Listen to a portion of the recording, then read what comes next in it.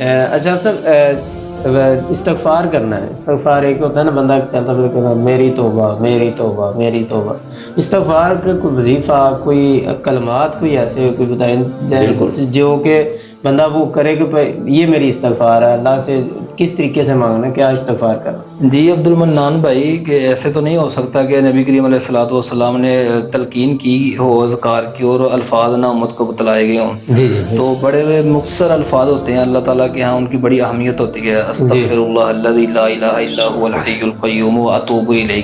یہ مختصر سا وظیفہ ہے۔ اس کے بارے میں نبی علیہ الصلوۃ والسلام نے فرمایا کہ جو بندہ 3 دفعہ یقین کے ساتھ پڑھتا ہے نا،